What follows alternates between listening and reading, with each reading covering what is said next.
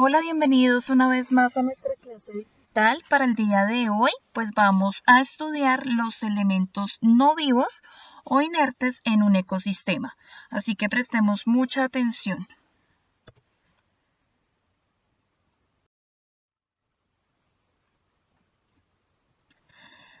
Recordemos entonces que en la clase anterior nosotros hablábamos acerca de los seres vivos, también conocidos como factores bióticos dentro de un ecosistema, y presentábamos sus principales características a partir de las cuales podemos reconocerlos.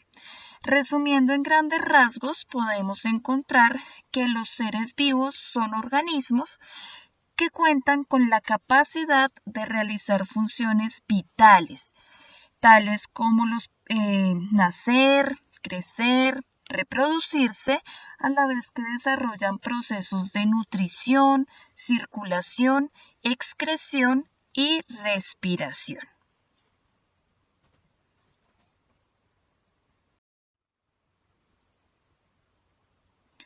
Con el anterior punto claro acerca de los seres vivos o factores bióticos dentro de un ecosistema, entonces el día de hoy vamos a reconocer los seres inertes dentro de un ecosistema en nuestro entorno habitual. Para ello debemos tener en cuenta los siguientes descriptores o características principales.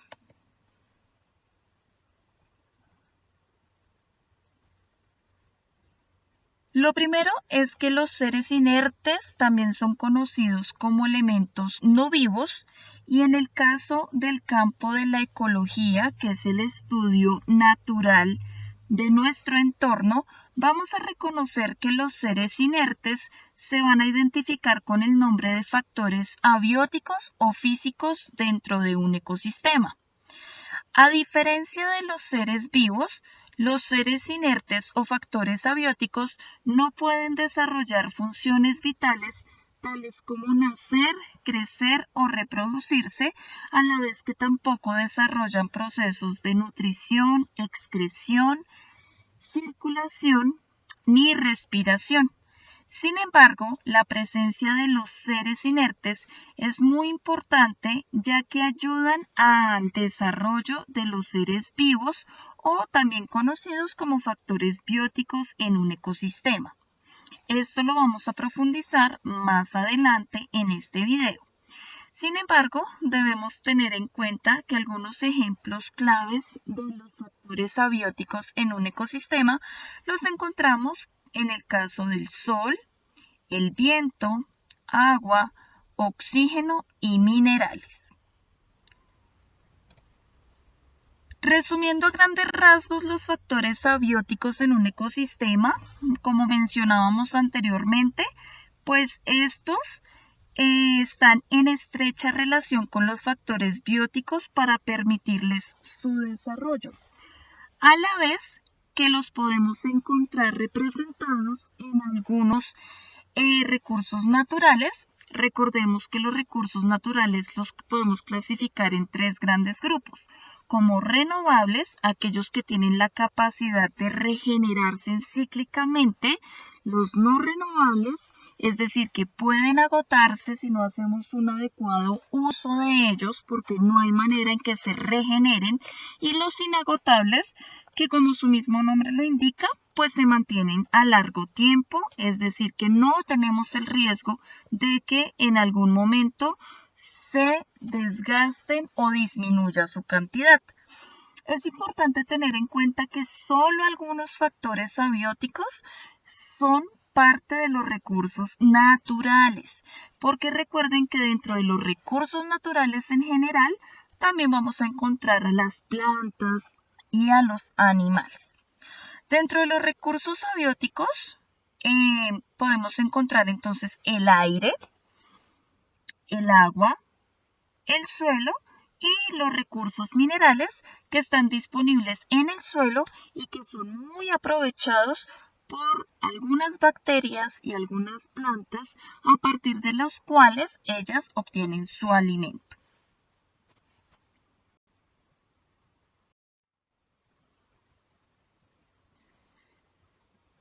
En el mundo de las ciencias naturales, la misma palabra me da la pista de qué significa lo que yo estoy estudiando. En este caso, pues vamos a tener presente qué significa abiótico, y es que el término abiótico proviene de las raíces a, que significa sin, y biótico, vida. Por tanto, cuando hablamos de la palabra abiótico, nos referimos estrictamente a todos aquellos cuerpos u objetos que no tienen vida. Caso muy contrario que sucede con la palabra biótico, que significa exclusivamente vida. Por tal manera, cuando hablamos de factores bióticos, nos referimos a organismos con la capacidad de nacer, crecer, desarrollarse y reproducirse, además de todas las funciones vitales que ello involucra. Es importante que tengamos en cuenta que los factores abióticos son también responsables de determinar el tipo de vida que se desarrolle en un ecosistema. Recordemos que en nuestro país tenemos una gran variedad de pisos térmicos, es decir, una gran variedad de climas, y en cada clima vamos a encontrar especies tanto animales como vegetales totalmente diferentes. Esto ocurre porque no todos los seres vivos tienen la capacidad de adaptarse a todo tipo de climas.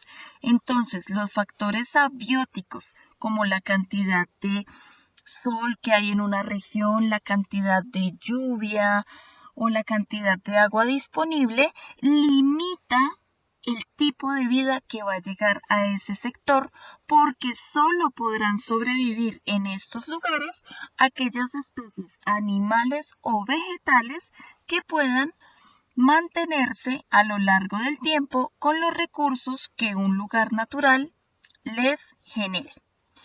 También es importante tener en cuenta que los factores abióticos afectan o influyen en la capacidad que tienen los seres vivos para crecer, sobrevivir y reproducirse. Un ejemplo de un factor abiótico es el sol. Sin embargo, el sol, en su radiación en exceso, puede limitar el crecimiento de algunas plantas, ya que si éstas no tienen los suficientes recursos de agua, pueden morir deshidratadas. Entonces, este factor abiótico del sol me va a controlar de cierta manera la supervivencia de muchas especies. En algunos casos las puede beneficiar y en otros casos las puede perjudicar. Así pasa con otros factores abióticos como el agua, la cantidad de lluvia, el clima de una región, los relieves que tenga un lugar.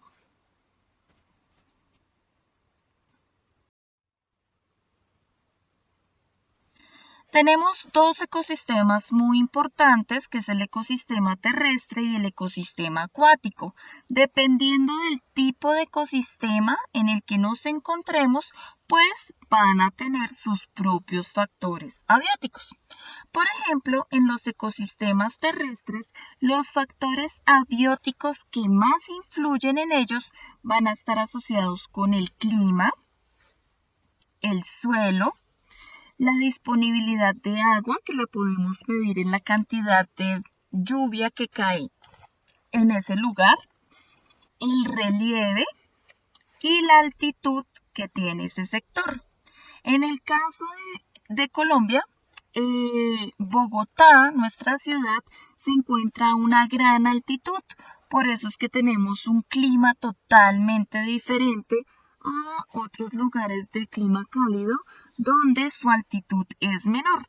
Entonces, generalmente los lugares que tienen una altitud mayor se caracterizan por tener un clima frío, donde la radiación del sol es mucho más intensa, una amplia vegetación propia de montaña de clima frío, al igual que animales. Sin embargo, en lugares o en ecosistemas terrestres donde la altitud es menor, vamos a encontrar que El clima va a ser entre templado y cálido. Asimismo, las especies vegetales cambian, al igual que las animales, dentro de un ecosistema. Por otra parte, tenemos los ecosistemas acuáticos en los cuales también influye el sol, el aire, pero no el aire propio del viento de la atmósfera, sino el aire que está contenido en el agua, el espacio geográfico. También los ecosistemas acuáticos van a tener un relieve. Por supuesto que la fuente o el factor abiótico más representativo del ecosistema acuático será el agua. Y el agua pues tiene unas características, entre ellas el grado de salinidad, que nos indica qué tanta sal tiene el agua. Por eso es que podemos diferenciar entre agua dulce y agua salada. El agua dulce corresponde pues a ríos, a arroyos, lagos, mientras que el agua salada corresponde específicamente a los océanos. Entonces, al tener el agua como principal factor abiótico dentro de un ecosistema acuático, pues vamos a tener que estudiar un factor abiótico muy importante como su grado de salinidad, o más bien una característica propia del agua que nos permita clasificarla como dulce o salada. En los ecosistemas acuáticos también tenemos la temperatura, el clima y sobre todo la presión.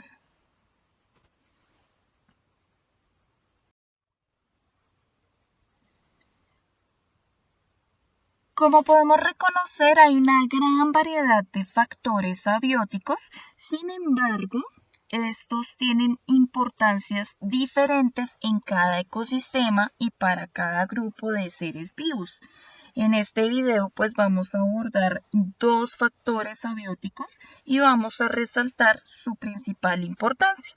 Ya en nuestro próximo video hablaremos de los demás factores abióticos que nos hagan falta y reconoceremos también su importancia.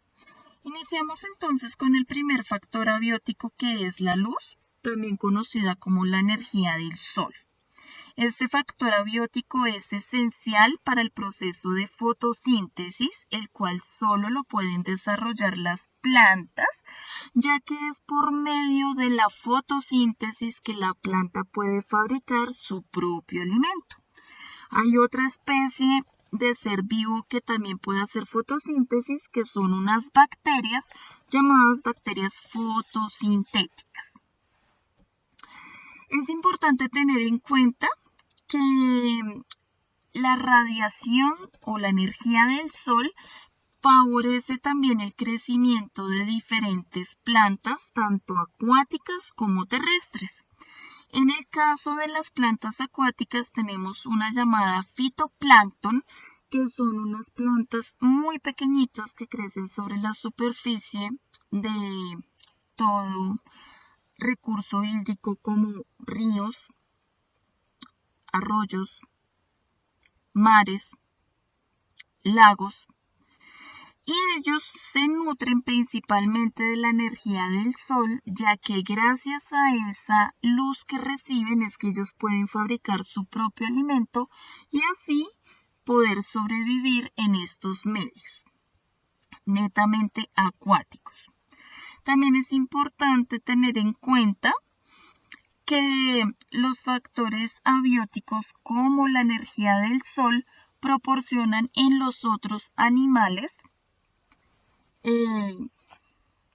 diferentes fuentes de vitaminas y les ayudan a desarrollar procesos de digestión, les ayudan también en procesos de crecimiento y fortalecimiento de algunas partes del cuerpo. Por ello nos recomiendan constantemente estar recibiendo sol para obtener las vitaminas que éste provee, además de garantizar que nuestro cuerpo funcione adecuadamente. Y por último, vamos a tener entonces otro factor abiótico, que es el relieve o la altitud. En esta imagen podemos ver que el relieve está conformado por montañas, colinas, llanuras, valles, mesetas, sierras, cordilleras, entre otros. Por lo cual el relieve o altitud son las condiciones geográficas que tiene un terreno. Y pues estas condiciones geográficas son las que también van a determinar qué tipo de vida, tanto de plantas como de animales, se va a desarrollar. Como lo mencionaba anteriormente, no serán las mismas especies de animales ni plantas que encontremos en Bogotá a las que podemos encontrar en Melgar. ¿Por qué? Porque tenemos un relieve diferente y nuestra altitud sobre el nivel del mar también es diferente. A mayor altitud vamos a tener menor temperatura y a menor altitud tendremos mayor temperatura.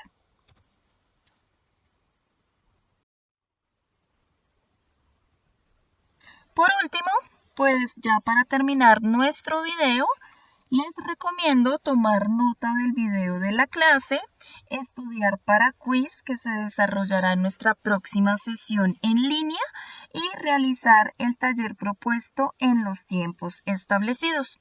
No siendo más, les deseo una excelente jornada y nos vemos en la siguiente sesión.